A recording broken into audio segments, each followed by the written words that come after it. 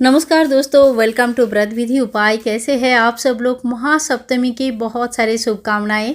महासप्तमी के दिन माता रानी की किस तरह से सेवा पूजा किया, आज इसी वीडियो आप लोगों के साथ शेयर कर रही हूँ। तो देखिए, छोटे से जब हम लोग बड़े हुए ना, तो सप्तमी, अष्टमी, नवमी और दशमी, ये 4 दिन हमारे लिए बहुत ज़्यादा खास था। और ये 4 दिनों के लिए हम लोग साल भर इंतज़ार करते थे। आज थोड़ा सा अलग हो गया है सब कुछ। जैसे जैसे इंसान बड़े हो जाते हैं वैसे वैसे उनके बहुत सारी चीज़ें चेंज हो जाती है, लेकिन बचपन की ये यादें हमेशा ही जो ना साथ में रह जाते हैं। महासप्तमी के दिन माता रानी की, माँ काली की विशेष पूजा आराधना होती है। तो मैं भी अपनी माता रानी की जो छोटी सी विग्रह मेरे पास है, मैं इनकी पूजा आराधना सप्तमी के दिन करती हूँ। तो देखिए, बड़ी ही प्रेम से इनको ड्रेस पहनाया है और बहुत अच्छा लगता है। माता रानी को ना ड्रेस पहना के काफ़ी सुंदर लगता है देखने में। और यहाँ पे मैंने आज इनको येलो कलर का ड्रेस पहनाया है। तो ये ड्रेस आप लोगों ने पहले भी देखा होगा। देखो, जो ड्रेसेस अच्छे हैं उनको आप यूज़ करो।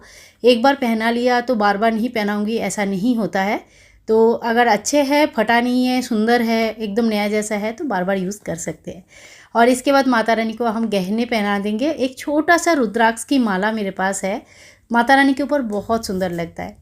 और ये जो है मुकुट है, तो ये मतलब इसकी कलर ख़राब नहीं होती है, तो ये मुझे पसंद आता है, काफ़ी अच्छा लगता है। तो माता रानी को मुकुट, माला, चुनरी इत्यादि लगा दिया और थोड़ी सी इनकी श्रृंगार कर दिया। माता रानी देखने में बहुत प्यारी सी लग रही है। अब जो है ना, सप्तमी के दिन माता रानी की विशेष आराधना पूजा की जाती है। तो जिनके घर में भी माता रानी की इस स्वरूप की तस्वीर या इनकी अगर विराजमान है मूर्ति, तो फिर आपको तो पता ही होगा। तो इस दिन इनकी पूजन खास तरीके से किया जाता है। ठीक है, मैं बहुत खास तो देखो कुछ नहीं कर पाती हूँ, जितना करती हूँ उतना आप लोगों के साथ शेयर करती हूँ। और इसके बाद माता रानी को हम भोग लगा देंगे, ड्राई फ्रूट्स का, मिश्री का इत्यादि भोग लगाएंगे। और जो हमारे चौकी लगी हुई है, जिसमें माता रानी की पूरी बड़ी सी चौकी लगी हुई है, उनकी पूजन भी हमें ज़रूर करनी है। लेकिन सबसे पहले मैंने मंदिर की पूजन की, उसके बाद मैंने माँ काली का पूजन किया और उसके बाद जो है ना, माता रानी की दरबार का पूजन करेंगे। तो मेरा ऐसे ही क्रम रहता है सप्तमी, अष्टमी, नवमी, दशमी में। और सप्तमी के दिन खास करके माँ काली का विशेष पूजा करती हूँ।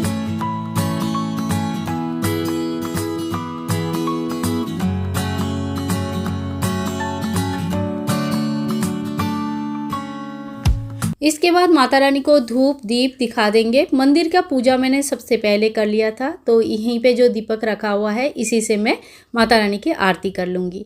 और जो कभी फूल मिल जाता है तो फूल चढ़ाती हूँ, और कभी नहीं मिल पाता है तो कोई बात नहीं, इत्र, गंध, सुगंधी, आप फूल के जगह पे चंदन आदि भी चढ़ा सकते हैं। एक सुगंधी हमें कुछ ना कुछ देना ही होता है, फूल भी एक सुगंध का ही रिप्रेजेंट करते हैं। और इसके बाद देखिए, मैंने गाय के गोबर के जो उपले होते हैं इनको जलाकर रख लिया था और हवन के लिए तैयारी कर लेती हूँ। मैं कह रही हूँ ना कि जब मैं छोटी थी और गांव में मेरी पूजा होता था, तो हम लोग साल भर इस चीज़ के लिए वेट करके रहते थे कि कब आएगा दुर्गा पूजा और कब हम माता रानी की चेहरा देखेंगे। और साल भर आँखों में यही सपना देखते हुए जब चले जाते थे ना, बड़े आंसू आता था। अभी माता रानी के लिए हम थोड़ा सा छोटा सा हवन कर लेंगे। और ये हवन जब पूजा में मंदिर में होता है ना, तो काफ़ी सारे पंडित एक साथ बैठते हैं, जिसमें मेरे पापा भी इन्वॉल्व होते हैं हर साल, और बड़े दिल से इन्वॉल्व होते हैं। और हवन जब होता है ना, तो बस देखते रहने का मन करता है। बहुत ही भव्य हवन होता है। उस हवन का राख कोशिश करें, घर पे भी अगर आप छोटा सा ऐसा हवन कर रहे हैं, कल अष्टमी के दिन अगर हवन करेंगे, राख को आप थोड़ा संभाल के रख दीजिए। बहुत काम की चीज़ है, बहुत काम आता है। बच्चों को कभी नज़र लग जाता है या बाहर जा रहे कोई काम नहीं बन पाता है, माता रानी की आशीर्वाद है ये। तो राख को आप रख लीजिए, घी, थोड़ा सा घी के साथ टीका जरूर कर लीजिए इसी राख से। तो देखिए, ये छोटे छोटे चीज़ें होती है, लेकिन ये बहुत ही ज़्यादा इम्पॉर्टेंट होता है। हवन की पूरी विधि मैंने आप सभी लोगों के साथ शेयर किया है, किस तरह से हवन किया जाता है। छोटा सा हवन घर पर खुद कैसे कर सकते हैं, तो उस वीडियो को आप एक बार देख लीजिए। पहले गौरी गणेश जी के नाम पे 2 हवन की आहुति दिया जाता है हवन में। उसके बाद देखो, नवग्रह का आहुति होता है, कुल देवी देवता का आहुति होती है, माता रानी की आहुति होती है, सर्व देव देवी जो भी आपके घर में विराजमान है उनके नाम पे भी आप आहुति दे सकते हैं।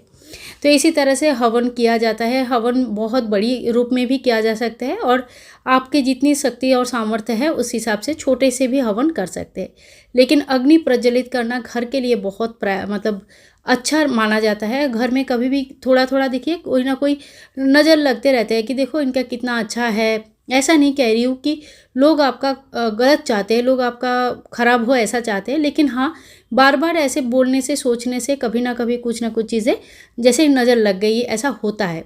इवन बच्चे को भी माँ का नज़र लग जाता है। तो चीज़ों को आप गलत तरीके से मत सोचिए, ऐसा होता है। तो ये सब चीज़ें दूर करने के लिए, नेगेटिविटी दूर करने के लिए घर में जब जब कोई बड़ी उत्सव अनुष्ठान होता है ना, छोटा सा इस तरह से एक हवन आप कर सकते हैं। जो भी व्यक्ति डेली हवन कर पाते हैं वो तो बहुत ही अच्छे होते हैं, बहुत ही अच्छे होते हैं। लेकिन हम गृहस्थ लोग हमेशा ये सब नहीं कर पाते, खास करके लेडीज़ जो है ना हमेशा महीना भर तो नहीं कर सकते। लेकिन हाँ जैसे जैसे समय मिलता है, जैसे जैसे आपको हो पाता है या कोई विशेष दिन में आप एक छोटा सा हवन जरूर कर ले। माता रानी को भोग जल इत्यादि चढ़ा देंगे और इसी तरह से हमने माता रानी की पूजन आज के सप्तमी के दिन किया था। तो आई होप आपको माता रानी की ये पूजन अच्छी लगी है। इसके बाद ना मैं मंदिर में 1 लोटा जल हमेशा रखती हूँ, तो मैं मंदिर में 1 लोटा जल रख दूँगी, गोपाल जी के सामने 1 लोटा जल रख दूँगी और मंदिर में भोग प्रसाद जैसे जैसे बनता रहेगा या जैसे जैसे होता रहेगा व्यवस्था, उस हिसाब से मैं एक एक करके भोग प्रसाद रखती रहूँगी।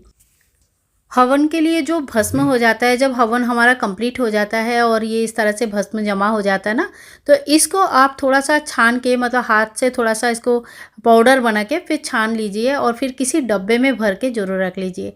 महाअष्टमी के दिन के जो हम पूजा करेंगे इसमें इस दिन जो भस्म तैयार होगा इसको भी आप रख सकते हैं। तो ये भस्म बहुत काम के है। जैसे कोई काम के लिए आप बाहर जा रहे हो या कोई विशेष उद्देश्य से आप बाहर जा रहे हो तो इस भस्म का जो है ना टीका लगा के आप जा सकते हैं। काफ़ी दिनों तक अगर कोई बीमार हो रहा है तो इस भस्म का टीका आप रोज़ माता रानी के पैर में लगाकर छुआ कर फिर पहना दीजिए, उनको लगा दीजिए, टीका कर दीजिए। तो ये बहुत ज़्यादा आशीर्वाद होता है माता रानी का। और एक बात आपको दिखा रही हूँ, देखो छोटा सा एक दुर्गा चालीसा। अगर कोई मुझे पूछ रहे थे कि पाठ अगर डेली नहीं कर पाते हैं, इतना समय नहीं होता है तो क्या करूँ, तो देखिए इस तरह का जो दुर्गा चालीसा आता है इसमें हिंदी में भी दिया हुआ है और श्लोक के हिसाब से भी दिया हुआ है। तो आप इस तरह का ना बस 15-20 रुपये का आता है, तो इस तरह से दुर्गा चालीसा पढ़ सकते हैं डेली।